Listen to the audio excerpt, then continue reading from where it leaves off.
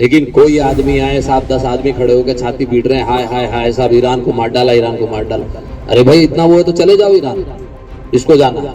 हम हिंदुस्तानी हैं, हम भारतीय हैं, हम यहाँ सुकून से रह रहे हैं। 2 देशों के बीच में 4 देशों के बीच में जो लड़ाई हो रही है वो उनके अपने अंतर्राष्ट्रीय मुद्दे हैं, वो जानेंगे उसके लिए। Welcome to Pallavi TV. దేశం అటు ప్రపంచం మొత్తం యుద్ధం గురించే మాట్లాడుకుంటుంది. Iran, Israel, America.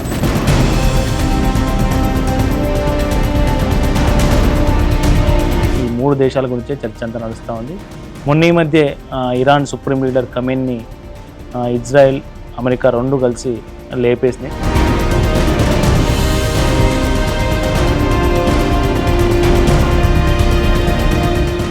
So Khamenei ఎప్పుడైతే నేల కొరిగిండో, ఖమేనీ గురించి దేశవ్యాప్తంగా ముఖ్యంగా మన భారతదేశంలో యూపీ కావచ్చు, తెలంగాణలో హైదరాబాద్ కావచ్చు, కర్ణాటకలో బెంగళూరు కావచ్చు, ఇట్లా ప్రధాన సిటీల్లో కొంతమంది ముస్లింలు రోడ్ల మీదకి వచ్చి ఆందోళన చేశారు, గుండెలు బాదుకున్నారు. ఎందుకంటే ఖమేనీని చంపేశారు అంటూ ఆందోళనలు, గుండెలు బాదుకోవడం, నిరసనలు తీయడం, ర్యాలీలు తీయడం, ఇదంతా పెద్ద హంగామా చేశారు. అసలు ఖమేనీ ఎవడు, ఇరాన్కు మనకున్న సంబంధం ఏంది, ఇదంతా ఏది పక్కన పెట్టి ఖమేనీ కోసం వీళ్ళంతా గుండెలు బాదుకున్న పరిస్థితి. దీని మీద దేశవ్యాప్తంగా చర్చ జరిగింది. ఇన్స్టాగ్రామ్ ఓపెన్ చేసినా, ఫేస్బుక్ ఓపెన్ చేసినా, ట్విట్టర్ ఓపెన్ చేసినా ఖమేనీకి ఫేవర్గా పోస్టులు, ఇరాన్కు ఫేవర్గా పోస్టులు. సో ఇదంతా తతంగం నడుస్తూ ఉంది. ప్రస్తుతం రంజాన్ మాసం కదా, రంజాన్ మాసం సందర్భం చివరి శుక్రవారం ప్రార్థనలు ఎక్కువ ఉంటాయి. కాబట్టి యూపీలో ఒక ఇన్సిడెంట్ జరిగింది. ఒక డిప్యూటీ సూపరింటెండెంట్ ఆఫ్ పోలీసు స్థాయిలో ఉన్నటువంటి ఒక ఆఫీసరు పీస్ మీటింగ్ ఏర్పాటు చేసి ఏదైతే కామెంట్ చేసిరో ఆ కామెంట్స్ మీద యూపీ కాదు ఇటు దేశవ్యాప్తంగా చర్చ జరుగుతూ ఉంది. అసలు ఆ ఆఫీసర్ ఎవరు, అతను ఏం కామెంట్ చేశాను అనేది ఒకసారి చూస్తే, ఈ ఫోటోలో కనిపిస్తున్నటువంటి ఈ ఆఫీసర్ పేరు Kuldeep Kumar, deputy superintendent of police, sports quota నుంచి జాబ్ వచ్చింది. మనకు సంబాల్ జిల్లా, యూపీలో సంబాల్ ప్రాంతం అంటే కొంత సెన్సిటివ్ ఏరియా. సంబాల్ జిల్లాలో అస్మోలి సర్కిల్ ఏదైతే ఉందో, అస్మోల్ సర్కిల్ బాధ్యతలు చూస్తున్న పోలీస్ ఆఫీసర్గా ఇతను ఉన్నారు. అయితే రీసెంట్గా ఈ శుక్రవారం రోజు ప్రార్థనలు ఉంటాయి కదా, శుక్రవారం కంటే ముందు రోజు ఒక పీస్ మీటింగ్ ఏర్పాటు చేశారు. అంటే శాంతి సమావేశం. ముస్లిం మత పెద్దలు ఉంటారుగా, ఆ ఏరియాలో ఉన్నటువంటి ముస్లిం మత పెద్దలందరినీ పిలిచి, బాబు ఈ రంజాన్ మాసం చివరి శుక్రవారం సందర్భంగా మీరు ఎక్కడ రోడ్ల మీద ప్రార్థనలు చేయొద్దు, ఎందుకంటే మీరు ప్రజారావానికి అడ్డు రాకూడదు, మీ ప్రార్థనలు ఏమున్నా మీరు మసీదులో చేసుకోండి అని చెప్పారు. సో ఇదే సమయంలో చాలామంది సంబాల్ ప్రాంతంలో ఇటీవల ఖమేనీ ఏదైతే హత్యకు గురైన ఆ వార్త ఉంది కదా, ఆ వార్తను వీళ్ళు పోర్ట్రేట్ చేస్తూ, ఆ వార్తకు అనుకూలంగా, ఆ వార్త మీద వీళ్ళ నిరసనను వ్యక్తం చేస్తూ సోషల్ మీడియాలో, ఇన్స్టాగ్రామ్లో పెద్ద ఎత్తున పోస్టులు పెడతా ఉన్నారు. సో ఈ ఇష్యూ మీద కూడా కుల్దీప్ కుమార్, డిఎస్పీకి కుల్దీప్ కుమార్ స్పందించారు. ఆయన ఏమన్నారంటే, लेकिन कोई आदमी आए साहब 10 आदमी खड़े होकर छाती पीट रहे हैं, हाय हाय हाय साहब ईरान को मार डाला, ईरान को मार डाला। अरे भाई इतना वो है तो चले जाओ ईरान, इसको जाना। भाई अगर इतनी दिक्कत है तो आप बैठ जाओ जहाज में, जब जहाज लेने जा रहा है वहाँ ईरान में फंसे हुए भारतीयों को, तो जहाज में बैठ जाओ और चले जाओ, और जाओ लड़ो ईरान की तरफ से, लौट के आ जाओ। कोई भी किसी प्रकार के किसी देश के विरोध में, किसी के विरोध में कोई स्लोगन, कोई पट्टी, कोई नारा ये नहीं होना चाहिए। हम हिंदुस्तानी हैं, हम भारतीय हैं, हम यहाँ सुकून से रह रहे हैं। 2 देशों के बीच में 4 देशों के बीच में जो लड़ाई हो रही है वो उनके अपने अंतर्राष्ट्रीय मुद्दे हैं, वो जानेंगे उसके लिए। ఖమేనీ కోసం గుండెలు బాదుకునే మీరు వాళ్ళు ఎవరైనా ఉంటే డైరెక్ట్ మీరు ఫ్లైట్ ఎక్కి ఇరాన్కి వెళ్ళండి, ఇరాన్కి వెళ్ళి యుద్ధం చేయండి.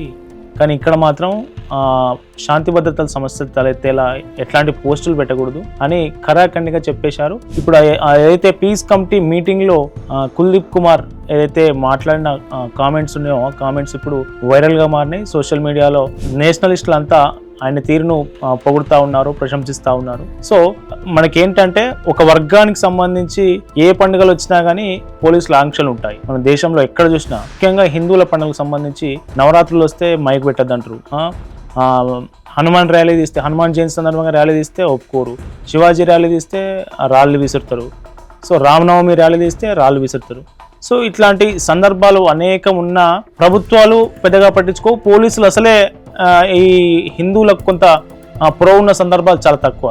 కానీ ఇప్పుడు కుల్దీప్ కుమార్ ఖరాఖండిగా మీరు ఏ ప్రార్థనలు ఉన్నా మీరు లోపల చేసుకోరు, ఒక్కరు బయట కనిపించినా బాగుండదు, మీరు మొత్తం మసీదులోనే మీ ప్రార్థనలు చేసుకోండి, బయట ఎవరు కనిపించొద్దు, ఎవరైనా పోస్టులు పెట్టినా ఎవరైనా ఆందోళన చేసినా కమేనీ కోసం గుండెలు బాదుకొని ఆందోళన చేసేవారు ఎవరున్నా వెంటనే వెళ్ళిపోండి, మీరు ఇరాన్ వెళ్ళిపోండి, ఇరాన్ యుద్ధంలో పాల్గొనండి, మాకు ఎట్లాంటి అభ్యంతరం లేదు, మొహమాటం లేదని కరాఖండిగా చెప్పేశారు. ఇప్పుడు ఈ కామెంట్స్ వైరల్ అవుతా ఉన్నాయి. అతన్ని చాలా మంది దేశవ్యాప్తంగా ప్రశంసిస్తూ ఉన్నారు అతని ధైర్యానికి. సరే, పోలీస్ ఆఫీసర్ అయినంత మాత్రాన ఒక వర్గానికి ఫేవర్ చేస్తూ అరే వాళ్ళ గురించి అగెనిస్ట్ గా మాట్లాడితే ఏం జరుగుతుందో అనే భయాందోళనలో చాలా మంది పోలీసులు ఉంటారు. కానీ ఇక్కడ కుల్దీప్ కుమార్ మాత్రం అట్లా కాదు. ఈయన స్పోర్ట్స్ మెన్, రెజ్లరు, స్వయంగా రెజ్లరు. 2005లో అర్జున్ అవార్డు వచ్చింది, 2001లో లక్ష్మణ్ అవార్డు వచ్చింది. సో స్పోర్ట్స్లో కొంత స్పిరిట్ ఎక్కువ ఉంటుంది, కొంత ధైర్యం ఎక్కువ ఉంటుంది. కాబట్టి అతను ఆ ధైర్య సాహసాలను తన డ్యూటీలో భాగంగా ఈ ఏదైతే పీస్ సమావేశం ఉందో పీస్ సమావేశంలో చాలా స్పష్టంగా ఎట్లాంటి మొహమాటం లేకుండా ఎవరికి భయం బెదురు లేకుండా వాళ్ళకు చెప్పాల్సినంత చెప్పేశారు. ఈరోజు శుక్రవారం సందర్భంగా అక్కడ ప్రార్థనలు చాలా ప్రశాంతంగా ముగిసిన పరిస్థితి. సో దేశమంతా అటు యూపీ కావచ్చు, ఇప్పుడు దేశం కావచ్చు, కుల్దీప్ కుమార్ గురించి DSP deputy superintendent of police Kuldeep Kumar గురించి మాట్లాడుకుంటున్నారు. ఈ అంశం మీద మీరు కూడా మీ అభిప్రాయాన్ని కామెంట్ చేయండి. बहुत सारे लोगों को ना उनको खुजली इस बात की मची है कि साहब झगड़ा तो हो रहा है ईरान के इजराइल के बीच में और वो बीच में ना अपनी टंगड़ी घुसाए पड़े हैं। भाई अगर इतनी दिक्कत है तो आप बैठ जाओ जहाज में। जब जहाज लेने जा रहा है वहां ईरान में फंसे हुए भारतीयों को, तो जहाज में बैठ जाओ और चले जाओ और जाओ लड़ो ईरान की तरफ से, लौट के आ जाओ।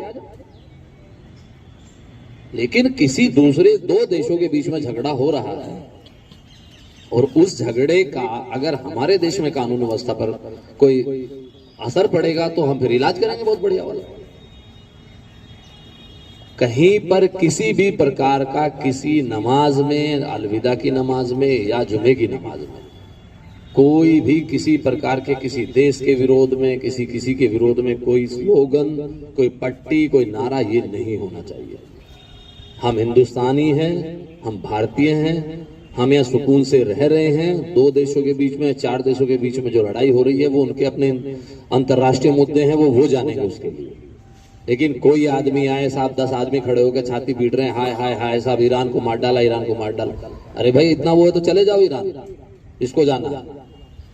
लेकिन ये चीजें बिल्कुल हम बर्दाश्त यहाँ नहीं करेंगे कि हमारे यहाँ आके कोई भी आदमी अपने देश में आके यहाँ कोई फिजा बिगाड़े।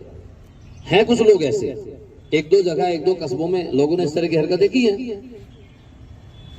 तो हम दूसरे की लकड़ी, जबरदस्ती की लकड़ी, अरे उनको लेने दो भाई, तुम क्यों ले रहे हो उनकी लकड़ी? अगर ईरान के और अमेरिका के बीच में कोई विवाद है या कोई दूसरे देशों के बीच में विवाद है तो वो अपना सुलझा रहे हैं। अगर जरूरत पड़ेगी तो हमारी सरकार का काम है वो देखने का।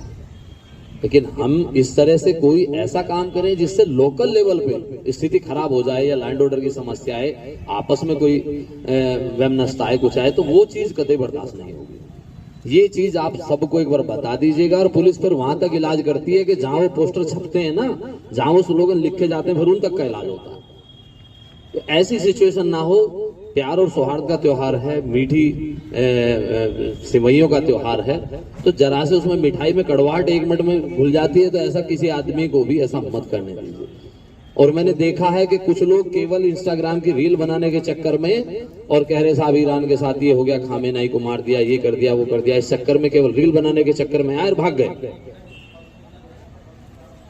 तो ये चीजें कतई मत होने दीजिए। आपके कस्बे का या आपके मोहल्ले का या आपके शहर का कोई भी आदमी, एक ही आदमी फिजा बिगाड़ने के लिए बहुत होता है। खुराफाती एक ही खुराफात, फिर उसको मिलके सब सारे लोग मिलके भी जब उसको संभालते हैं ना, तब भी बहुत वक्त लग जाता है। आपने देखा कि संभल अभी तक भी अपनी मुख्य धारा में नहीं आया। तो ये चीज जो मैंने आपको तीसरा बिंदु बताया है, इस पर आपको विशेष ध्यान देने की आवश्यकता है। किसी को भी ऐसे व्यक्ति को कोई ऐसी चीज मत करने दीजिएगा, वो चाहे किसी देश के खिलाफ है, कुछ भी है। भाई हमें मतलब नहीं है, उनका मुद्दा है वो जान, हमें किसी बात से मतलब नहीं है। बांग्लादेश में क्या हो रहा है या कहाँ क्या हो रहा है वो उनके विषय है, हमारे विषय थोड़ी ना है।